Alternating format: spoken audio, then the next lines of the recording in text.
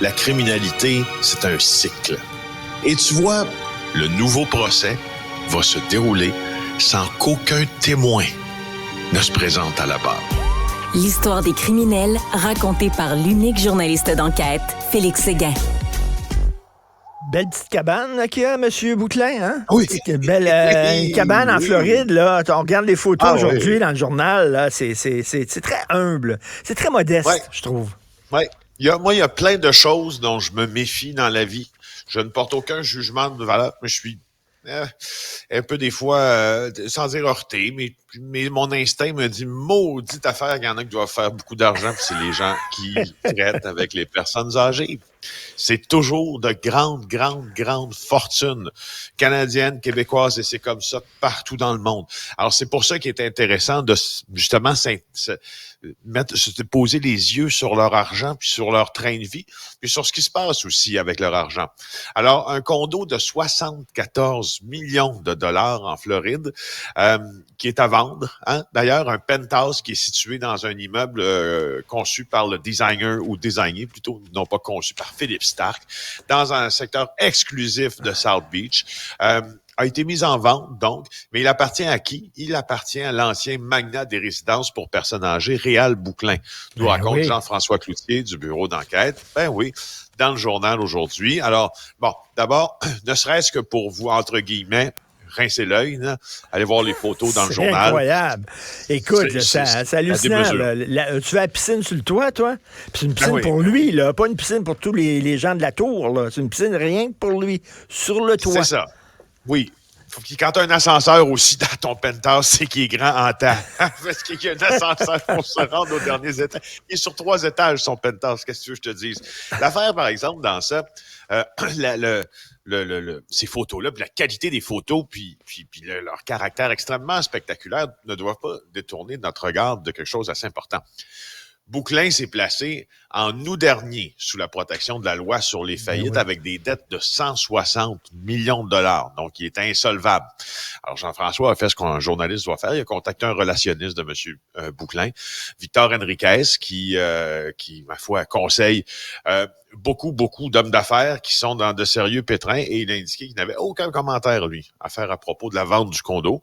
Mais il a ajouté qu'à sa connaissance, la propriété était maintenant détenue, et là, c'est là où j'en arrive à quelque chose d'intéressant, par une fiducie.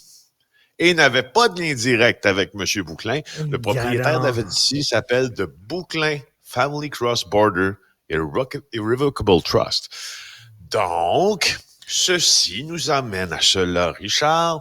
Quand les journalistes cherchent de l'argent, puis cherchent ce qui arrive avec l'argent des mieux nantis de notre société, qui prennent des décisions importantes et qui possèdent, entre autres, des immeubles où on héberge, où nos personnes âgées, où nous-mêmes paierons peut-être à un moment donné parce que nos parents devront y être placés, ben on tombe souvent sur des mosus de fiducie. C'est une belle façon de blinder de l'argent, puis de se blinder des regards aussi. Écoute, tu parlais, parce que lui, il a fait son argent avec les résidences pour personnes aînées. Ma mère est dans une résidence. C'est pas donné, hein? C'est pas donné. Elle n'est pas dans une résidence hyper luxueuse, là, mais tu sais, c'est pas donné. Et ces gens-là, regarde le cash qu'il fait. Tu dis, avec l'argent qu'il fait, peut-être qu'il aurait pu, ses loyers de ses résidences auraient pu être un peu plus bas. Tu sais, on parle de personnes aînées qui n'ont pas énormément d'argent, là. Tu sais, je trouve vraiment... Et là, ma méfiance. Elle est là, ma méfiance, Richard. Elle est là, ma méfiance. Tu sais, c'est parce que je veux pas sembler... je veux pas là, être facile dans mon argumentaire, mais quand même, tu sais, dans la société, il y a des gens qui sont vulnérables, les enfants, puis les aînés. Puis entre les deux, on est moins vulnérable, même si on peut l'être quand même pour plein de raisons, mais à la base, là, un enfant, c'est vulnérable, un aîné, c'est vulnérable. Alors, si justement, il reste dans des conditions de la misère à boucler ses fins de mois, puis toi, tu restes dans un penthouse à 75 millions à South Beach, puis tu reçois en plus 120 millions du programme d'action concertée de Québec parce que tu en bénéficies. Tu sais, c'est pour ça que ça institue chez moi la méfiance. Peut-être que M. Bouclin est bien fin, Mais, tu sais, il y a un Mais document moi, qui a été quand je signé vois, par la... quand je vois, non, mais quand je vois des gens qui ont autant de, tu sais, une fois que tu manges bien 3 fois par jour, tu peux aller au restaurant, Ouais. tu peux voyager, tu as une belle maison ou, je sais pas, à la limite, peut-être un chalet, tu sais. As-tu besoin d'un condo à 75 millions de dollars avec une terrasse sur le toit de 11 000 pieds carrés? Tabouère, Ben, là, je sais pas. ouais, ça, c'est une autre affaire. Tu sais, Ouais. moi, je veux dire, je suis bien dans un confort, quoi que sommaire assez intéressant, mais je demande pas, justement, de vivre ce genre de vie-là. Je sais pas pourquoi ça m'intéresse moyen. La presse avait cité dans un document, il y a quelques semaines, des dépenses pour un jet privé qui pouvait atteindre 190 000 $ par mois. Et des paiements pour gâter ses proches qui totalisaient environ 1,5 million mensuellement.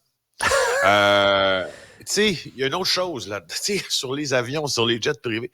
Moi là, je suis fou comme un balai quand je peux m'asseoir dans la classe affaires, tu sais, d'un avion normal pour aller en Europe, puis je le paie de mon argent.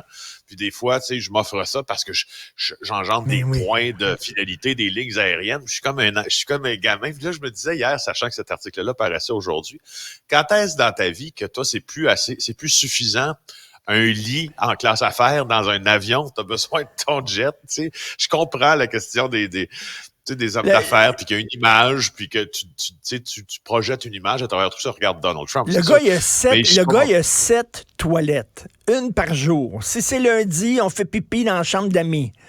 C'est ça, il y a 7 toilettes. Mais je te corrige, Richard. Il n'y a pas 7 toilettes. Ouais, il y en a 7,5. 7,5. C'est ça. J'ai vu ça, mais. Deux salles familiales, une cave à vin, des espaces de rangement, 6 places de stationnement. Et dans la fiche du vendeur, justement, on dit c'est plus qu'un condo. C'est une déclaration de prestige et de sophistication. Il a raison, par exemple. Parce qu'au fond, tu sais, je veux dire, les murs, les pieds carrés, les vitres, les électros, ça vaut quoi? C'est sûr, ça vaut beaucoup d'argent, tu sais, mais tous les ultra-riches peuvent se le payer. À un moment donné, quand tu t'es tout payé, il te reste la signification de ce que tu as payé. C'est ce que tu projettes comme image. Ben c'est pas oui. ce qu'il y a dedans, tu sais, qui devient important. C'est Oui, que oui, toi, tu as le exactement, dernier étage. là. C'est à toi, tu sais. Regardez comment j'ai réussi à tout ça là, avec des résidences pour personnes âgées qui, elles, tirent le diable par la queue. Il y en a une qui pourrait plus se payer des caves à vin puis des voyages et tout ça, c'est Isabelle Beaulieu. Ben oui, je m'en là. voudrais de te laisser avant de te parler oui. de l'OCPM pour une 12e journée de suite ou 13e.